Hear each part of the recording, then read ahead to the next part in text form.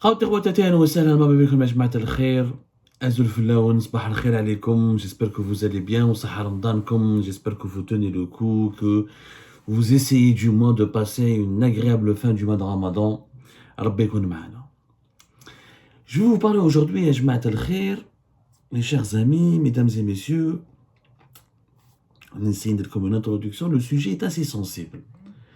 Mais le sujet, vous allez comprendre, c'est une métaphore qui résume parfaitement le problème de l'Algérie et ce que nous allons vivre plus tard, puisqu'à l'appel comme nous avons une élection présidentielle anticipée, qui a donc basculé l'Algérie dans une crise, parce que si l'Algérie était un pays normal, ils auraient organisé des élections à la fin du mandat présidentiel, selon le calendrier constitutionnel qui conforme au déroulement du mandat présidentiel qui est en cours. Donc on a écourté le mandat d'Abdelmajid Tebboune pour organiser des élections présidentielles, soi-disant pour des raisons techniques. C'est Abdelmajid Tebboune ce qu'il a dit lors de son interview le 30 mars dernier. Il faut savoir que même un match de football, comme une finale de la Coupe d'Algérie par exemple, on ne peut pas l'avancer ou la déprogrammer s'il n'y a pas de prétexte et d'arguments valables et des raisons suffisamment graves ou des raisons logiques et justifiées. C'est-à-dire que aucun événement protocolaire, sportif, culturel ne peut être reporté ou la déprogrammé ou la reprogrammé pour une raison technique. Alors, ma adraka, une élection présidentielle anticipée. Moi, je vais vous parler aujourd'hui du syndrome de Zohor.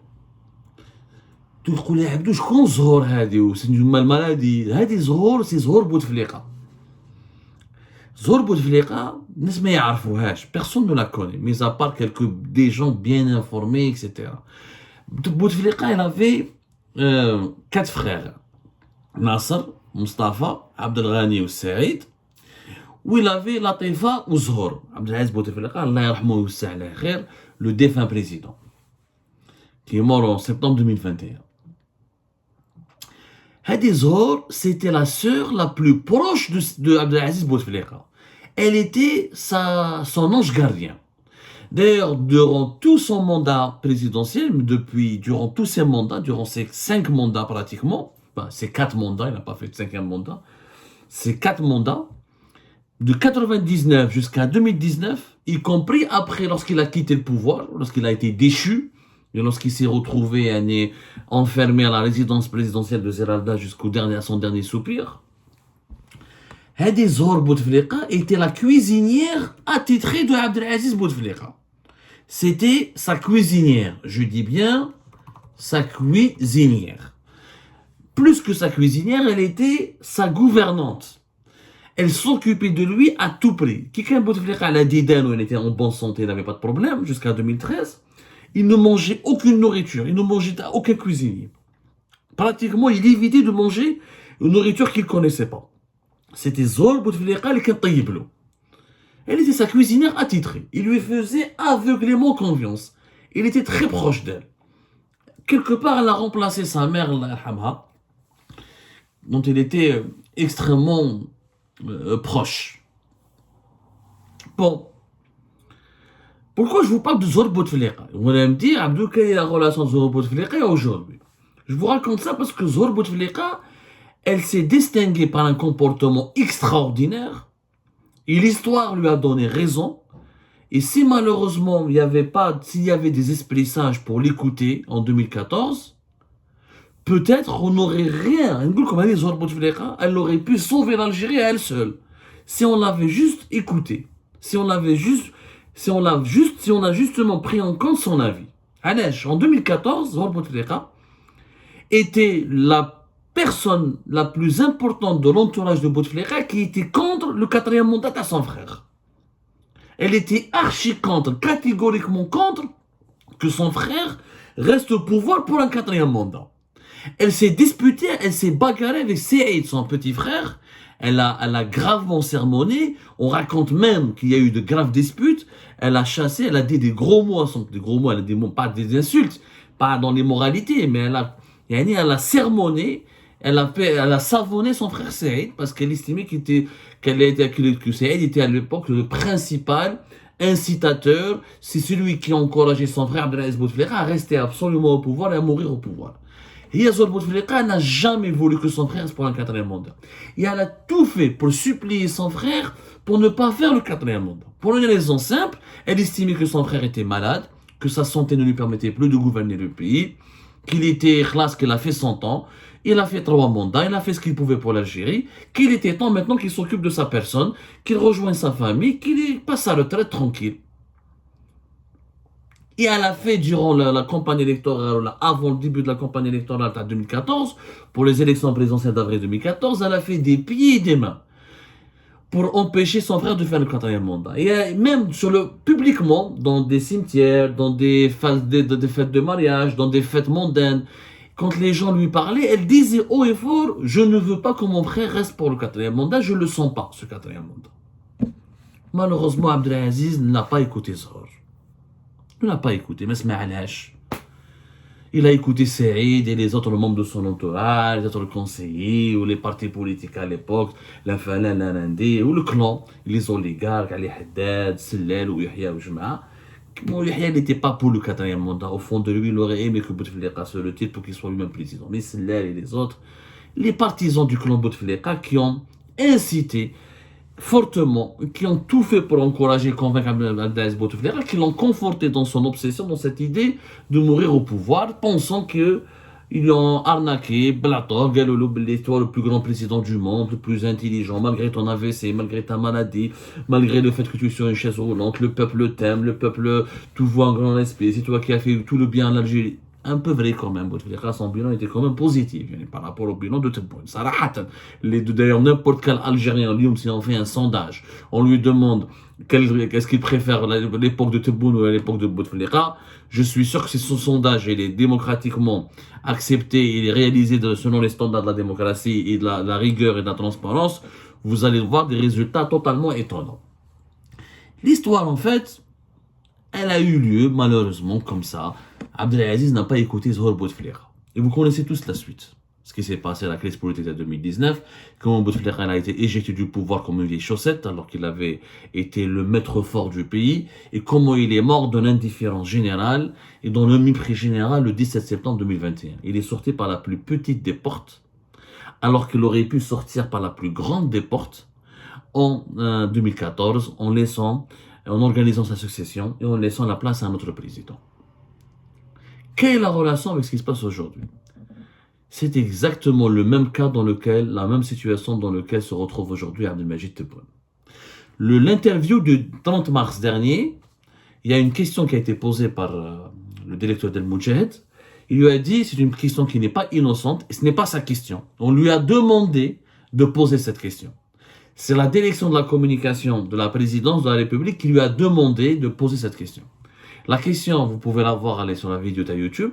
Il dit, Tebboune, monsieur le président, entre votre entourage qui vous demande d'arrêter, de ne pas faire un deuxième mandat et d'aller se reposer et de s'occuper de votre santé, de votre famille, et les appels des partis politiques, on bat de gueule les appels de la patrie. Au début, et les voir, regardez, moi je suis journaliste. Quand un journaliste, il est lui-même l'auteur de la question, il ne mélange pas dans les concepts.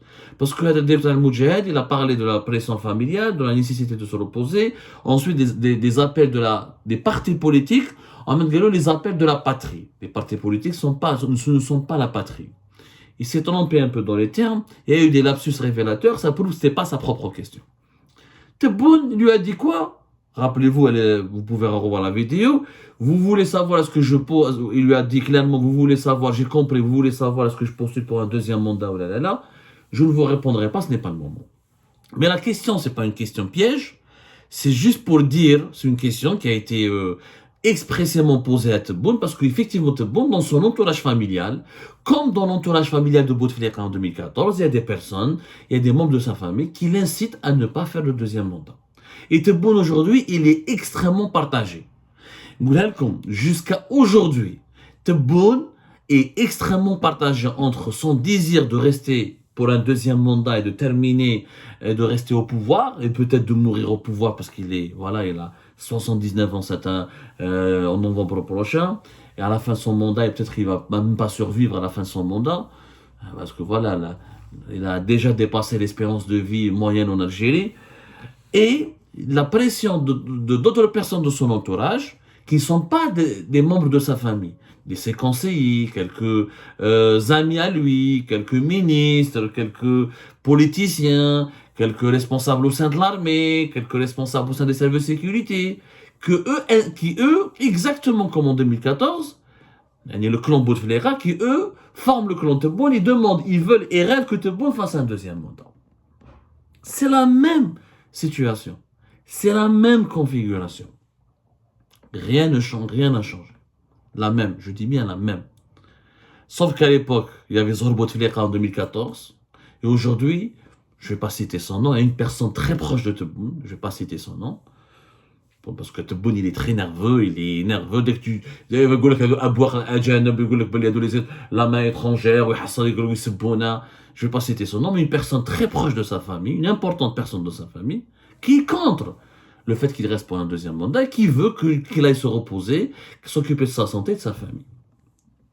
Nous sommes aujourd'hui dans la situation du syndrome Zohor. Si on avait écouté Zohor Bouteflika, c'est la famille Bouteflika, c'est Abdelaziz Bouteflika, avait écouté sa sœur Zohor Bouteflika, est-ce que vous pouvez savoir, est-ce que vous vous imaginez quelle aurait été l'Algérie d'aujourd'hui? On n'aurait pas connu le quatrième mandat, on aurait connu une succession plus tranquille en 2014. L'Algérie en 2014 était économiquement plus forte et plus apte à vivre la transition. On aurait évité la crise politique de 2019. On aurait donc évité que Gaïd Salah ne fasse un coup d'État déguisé et instaure un autoritarisme plus brutal que celui que nous avons vécu avec le régime Bouteflika. On aurait évité énormément de problèmes, on aurait évité tout ce que nous sommes en train de vivre aujourd'hui, l'arrivée de Tebboune au pouvoir, les graves problèmes maintenant les crises extérieures et les crises intérieures que nous avons, et la dictature absolutiste que nous subissons aujourd'hui avec toutes ces conséquences, toutes ces conséquences sur le plan économique et social. Il aurait suffi juste d'écouter.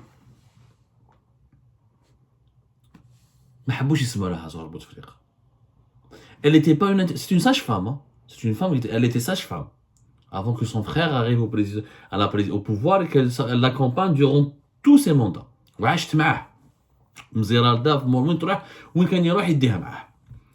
n'était pas une intellectuelle, elle n'était pas une femme extrêmement instruite, elle n'était pas spécialiste des relations internationales ni des sciences politiques, elle n'était pas une lumière, mais elle avait la sagesse des anciens.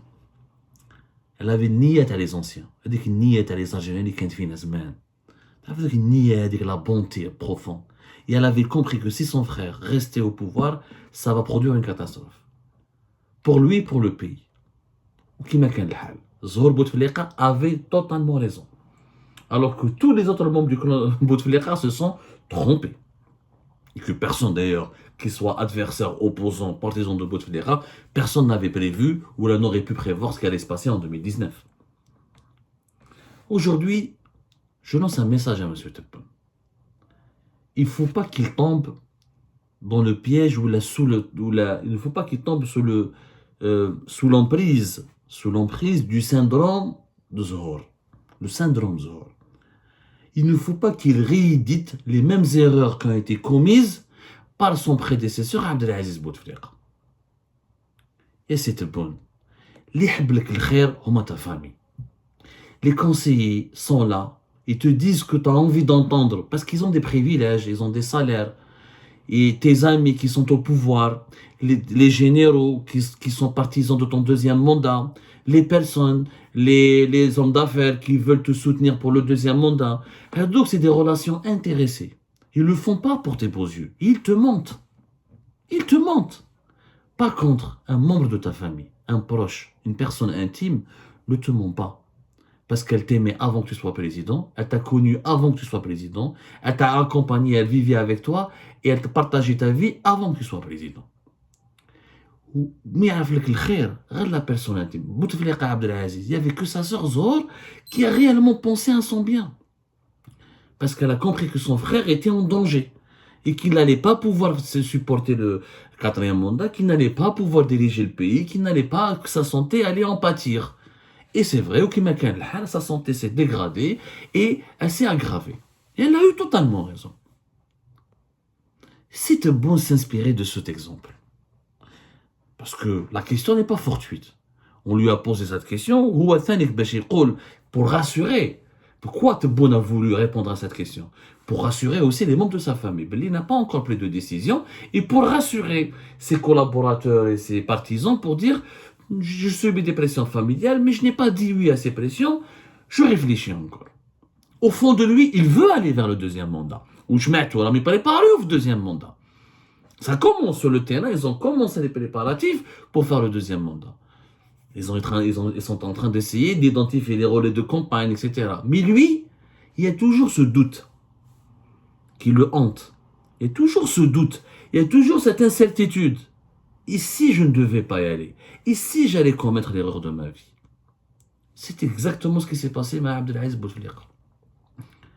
Il n'a pas écouté ces personnes-là qui semaient le doute en lui et qui lui voulaient que du bien, qui était sa sœur. Abdelmajid Tebboune, il devrait se ressaisir. Il devrait se regarder dans une glace et parler avec ses proches. À 79 ans, fatigué, malade, ayant survécu miraculeusement au virus de la coronavirus Covid-19, il est peut-être temps de s'occuper de sa personne et de sa famille. Un grand patriote, un grand seigneur, quelqu'un qui peut aimer son pays, doit le servir, certes, mais aussi il doit savoir transmettre le flambeau et céder la place à celui qui peut être plus capable physiquement et mentalement pour continuer à redresser l'Algérie. On peut ne pas être d'accord avec son bilan Tebboune, on peut ne pas l'aimer, mais on ne peut pas reconnaître un âge Tebboune, je peux le critiquer en tout, mais je ne peux pas dire qu'il n'est pas un patriote. Je ne peux pas dire. Pour moi, Tebboune est un vrai patriote. Je ne doute pas de son amour pour son pays. Je doute de sa capacité à bien diriger son pays. Et ça, c'est mon droit en tant qu'Algérien de ne pas être d'accord avec lui, de ne pas l'apprécier comme président. Mais en tant que personne, je l'apprécie parce que c'est un patriote qui essaye maladroitement, pas avec la bonne manière comme je l'aurais voulu moi, ni peut-être pas avec la bonne manière que des millions d'Algériens l'auraient voulu, mais il essaye. Mais moi, je pense qu'il ne devrait pas répéter les mêmes erreurs de Bouteflika, qu'il ne devrait pas faire preuve d'aveuglement, et qu'il ne doit pas oublier que le pouvoir rend aveugle. Le pouvoir, c'est pire que l'amour. C'est une drogue très dure, très très dure, qui supprime toutes les capacités rationnelles de la personne. Il n'y a rien de glorieux de mourir président. Il n'y a rien de glorieux de rester président pour ensuite ne pas pouvoir terminer son mandat, pour être très malade, pour ne pas être capable de travailler 8 heures ou 9 heures par jour, pour prendre un grand, pour risquer sa vie. Ensuite, il dit que qui va penser à ses enfants? Qui met Bouteflika ou qui tah? Saïd qui n'a pas écouté Zohar. Aujourd'hui, il est en prison. Les partisans de Bouteflika, d'Yarma Bouteflika à la raso pour le 4e mandat. Aujourd'hui, ils sont majoritairement en prison ou là en exil. Et Tebboune, est-ce qu'il pense à ses enfants? Est-ce qu'il pense à ses proches? Est-ce qu'il pense aux personnes qu'il aime? Est-ce qu'il ne devrait pas aussi les protéger? Il n'y a pas que le pays. Le pays a d'autres enfants. Qu'est-ce que Tebboune fait tenir?